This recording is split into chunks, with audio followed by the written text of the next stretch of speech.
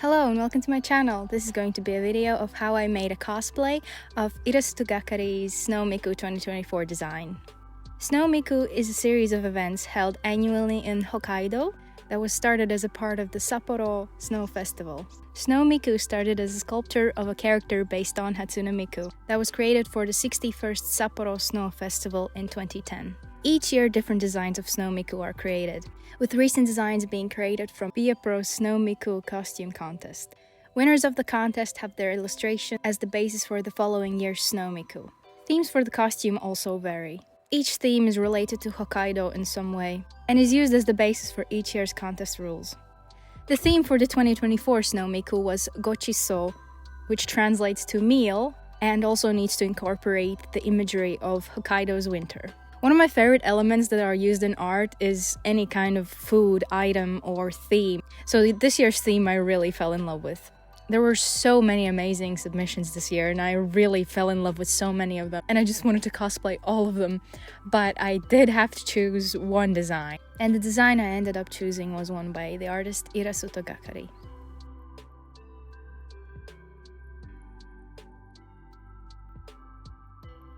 The first element that I started working on was the hat. It took me 4 tries to actually finish the hat. So for the first try, I just kind of eyeballed it and made something out of paper and cardboard, and I really didn't have a method there. I just glued together pieces of cardboard and paper and tried to see how they would look like on my head and if the size would be appropriate. And once I got something that I was somewhat pleased with, then I went on to the next step. I covered the whole hat with this paper mache type mixture that I found on YouTube by the YouTube creator Ultimate Paper Mache. The paper mache itself worked really well and it was a really great new material that I've discovered.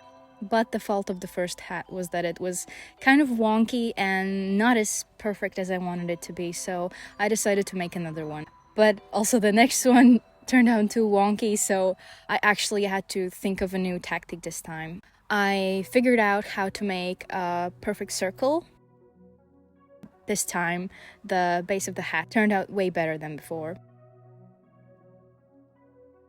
But the problem with this hat was that once I covered it with the paper mache mixture, the cardboard underneath became completely moist and soggy and it just fell apart. And also the paper mache, as it dried, created these fugly bumps. I believe it was because the mixture was so old, because I used the one that I used way back in February.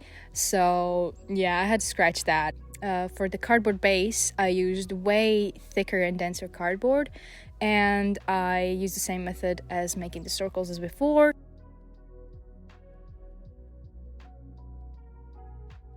And I made a completely new paper mache mixture to cover it with this time, and I also used a way thinner amount and covered it like 2 times.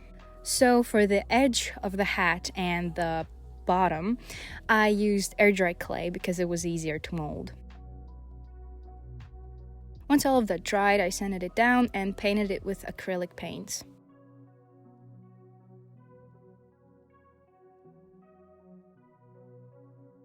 For the rim, I used gold spray paint.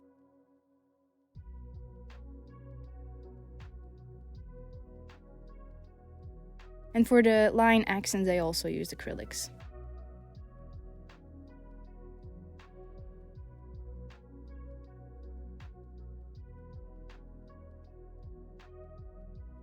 And for the red ribbon on the hat, I simply just hot glued it in.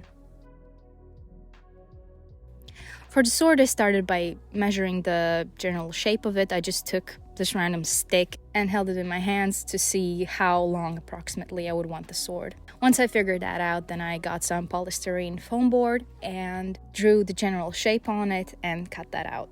And then I sanded it down so it's nice and thin, but as you can see in this part, the sword blade was way too flimsy, so I had to figure out a way on how to make it more sturdy. My first thought was just inserting this wire into it, but that just poked a hole into it and it didn't go all the way how I wanted it.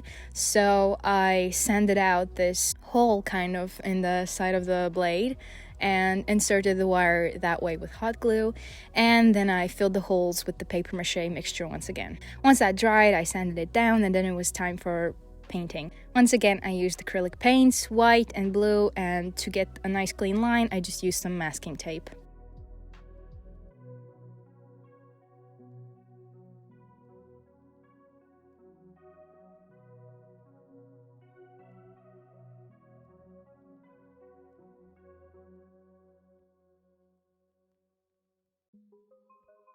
And in the end, I spray painted it with some clear top coat.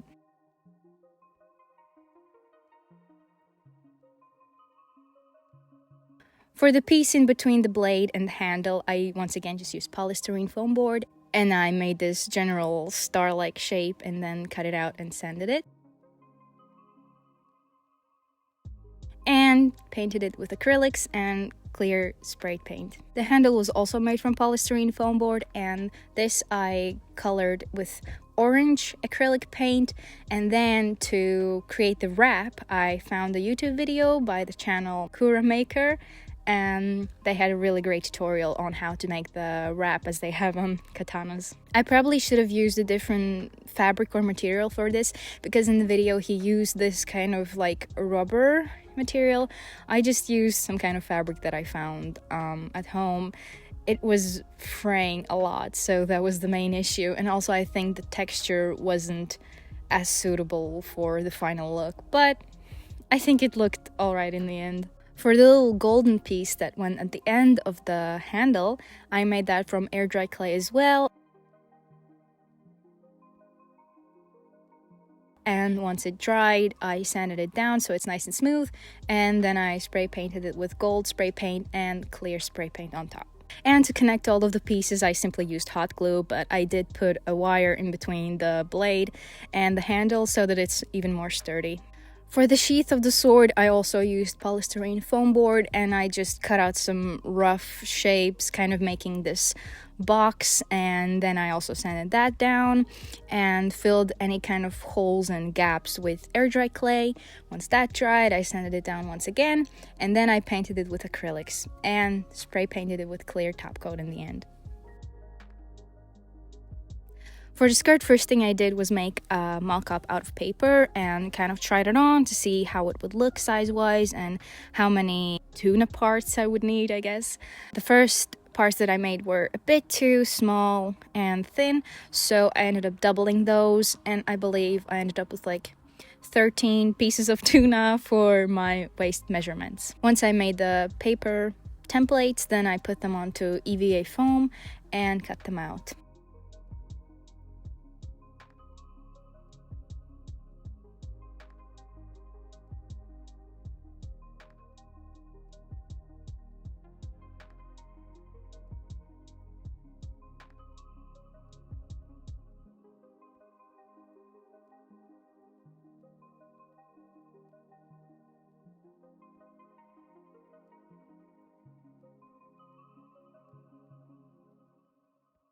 To make the tuna-like divots into it, I just heated up the EVA foam pieces with a heat gun and used this kind of sharp tool to make the indents.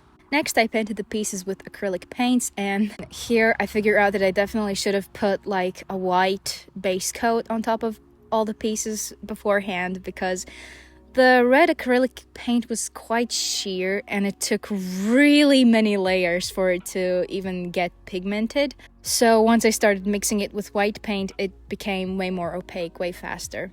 And for the last layer, I just mixed together some red and white acrylics, but I didn't fully mix them because I wanted those kind of streaks of white and red, because I felt like that resembled tuna a bit more. And then I painted the indents with some white acrylic paint. And next, I spray painted all of the pieces with clear acrylic paint.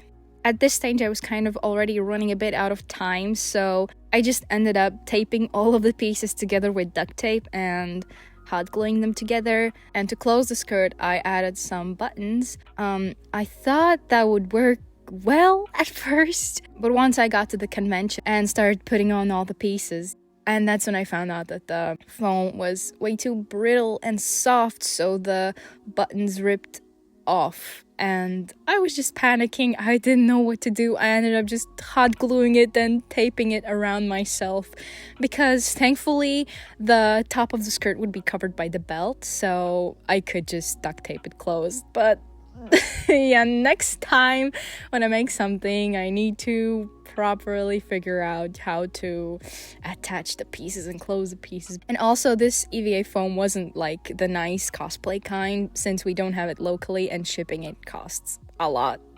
Then I just found this yoga mat that said it was made from EVA foam, and honestly, like, it was going well, but as I said, in the end, turns out it was just way too soft and brittle. I needed something more dense. For the shrimps on my arms, I also used EVA foam. I at first made some kind of paper template. I kind of eyeballed it, and then I put it on my arm to see if the size is okay. And then I drew the shrimp more precisely, and I decided cutting it into overlapping pieces. Once I made those, I put them onto the foam and traced them and cut them out of the foam. And these pieces as well, I painted with red acrylic paint. And once they had dried, I also spray painted them with clear spray paint and attached all the pieces with hot glue. For the white and orange bits, I just used some fabric. I sewed them into tubes and glued them on, basically. For the shirt, a big thank you to my mom and grandma, because they helped a lot in making it.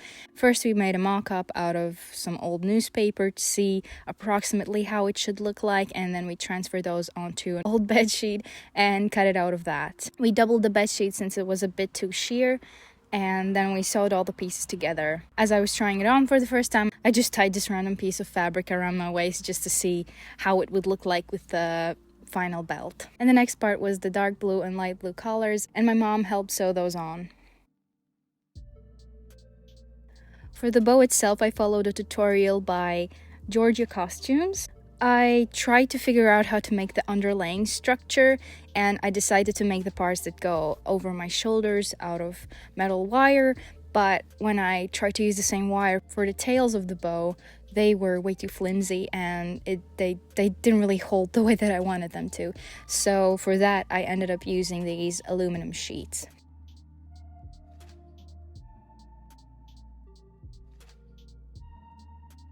So then I just used the same orange fabric that I used for the bow and made those into shapes for the tails, and also made small orange tubes for the shoulder parts. And in the end, I assembled all of the pieces with more aluminum metal sheets, since that way I could make all the parts detachable. And the last thing I needed to do was paint on the stripes so that it resembles salmon. The belt was really simple. It was just a piece of dark blue fabric, the same that I used for the shirt, and I just sewed it into a tube similar for the beginning of the bow, and sewed some more light blue tubes, and then ironed those flat, and then sewed those onto the belt. And for the small light blue bow, I used the same type of method that I used for the big orange back bow. For the socks, I tried to make some kind of weird pattern at first, and it totally didn't work out. For one, it's because I was really rushing at this point. I had to soon go to the city once again, so I wanted to quickly finish them, and I didn't really look at any tutorials, which I should have done first, because actually sewing socks isn't that difficult. But in the end, my grandma helped me with those, since I had other things that I needed to finish first. And with the shoes, my grandpa helped me once again, and yeah, he just cut out some wooden pieces and screwed those together, and then I painted them, and I made the ropes, and once again I sewed some orange tubes to go over them, and then we just attached everything together with screws and hot glue. One of the biggest struggles in this project was the wig, and not necessarily because it should have been so hard. It's because I just messed up a whole lot.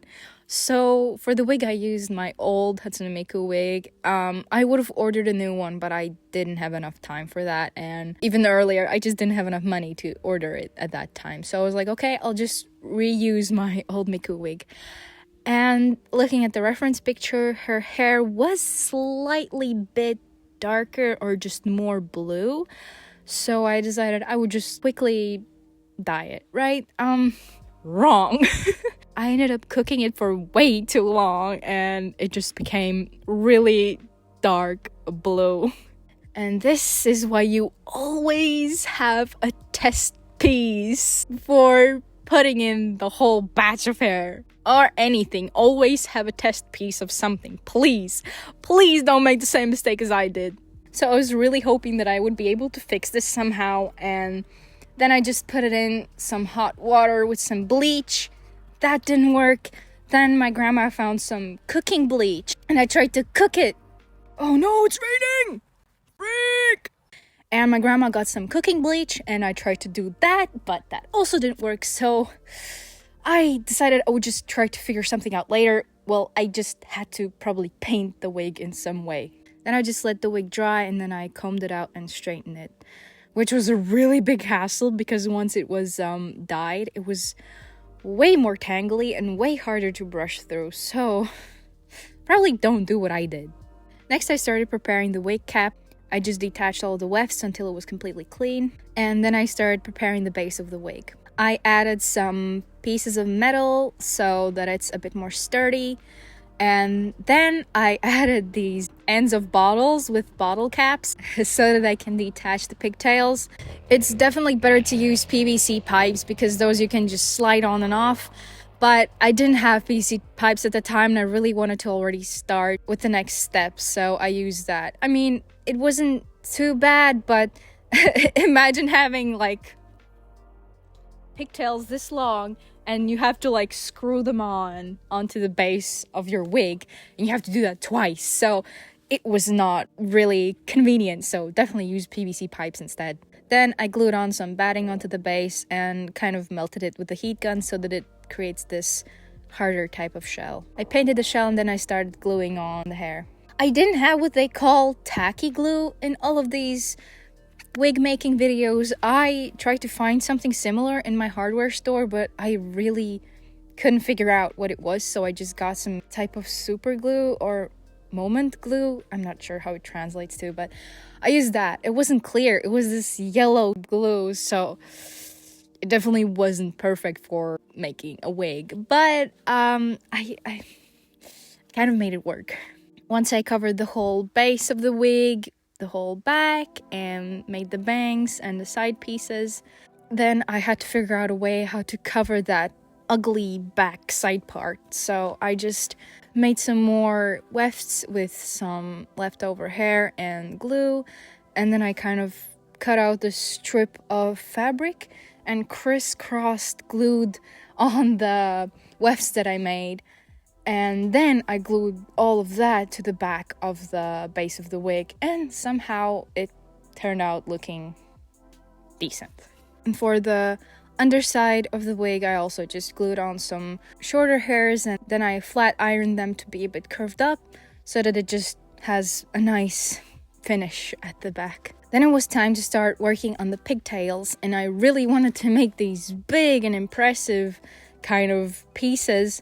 So I used some wire and covered that with tape, and then glued on batting onto that, and then glued on wig hair onto that, which was a really lengthy process. And in the end, I ended up not using those pieces, at least not all of them, because once I spray painted them, they looked really bad. And this wouldn't have been a problem if I didn't dye the wig in the first place. Honestly, it could have just been Miku greenish blue, but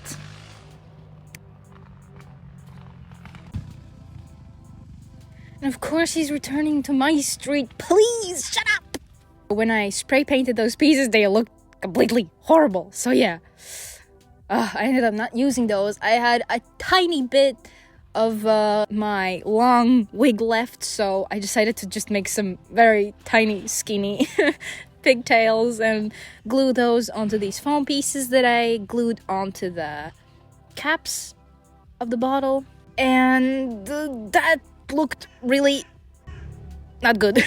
I tried to kind of style it, and when I styled the very bottom parts of it, it became once again really crusty and ugly. So I cut that off, but I did use the smaller pieces that I made before, and I decided to paint those with acrylic paints so that they're at least opaque. The wig looked like a plastic helmet, but it kind of worked, okay? It didn't look that bad. It kind of worked. But definitely never spray painting my wigs again. And I also spray painted the whole base of the wig. It was literally helmet, a plastic helmet. It looked silly, but kind of good silly, right? Because the whole cosplay was like made of these plasticky, vibrant pieces, and I think in the end it somehow came together and worked in a way. Or maybe I'm just completely delusional. I don't know. And the final thing that I had to do for the wig was just attach the red ribbon bit on the bangs. In the design, she also had these white pieces on the wig. I did glue those on as well. I had them for the competition, but when I did my photo shoot weeks later, they fell off, so I didn't have them anymore. Which is sad, but oh well. For the salmon roll looking hair accessories, I just got these clear plastic balls and then I painted them with acrylics from the inside. And for the tassels, my lovely friend made them for me since I was once again running out of time. And I decided to modify them. I cut off the tassels themselves and I squeezed them in between the two parts of the plastic sphere. And then I tied and hot glued the other pieces of rope on top so that it would more closely resemble the accessory itself. And I think in the end they looked really nice. And in the very end, my mom also made the cute little rabbit yukine. So I was really happy about that. I think it's just such a cute little detail. For the performance itself, this time I did really want to make like a fun, quirky script. And for the first time ever, I used ChatGPT. I didn't fully make my script with it. I used it kind of just to generate ideas. So I just threw in the Miku and her theme, that it was seafood theme and stuff, and made it generate some wacky scenarios. They were completely random and so bad that it's good, but kind of nonsensical and filled with like boomery, millennial-y jokes. I made the script by the help of ChatGPT.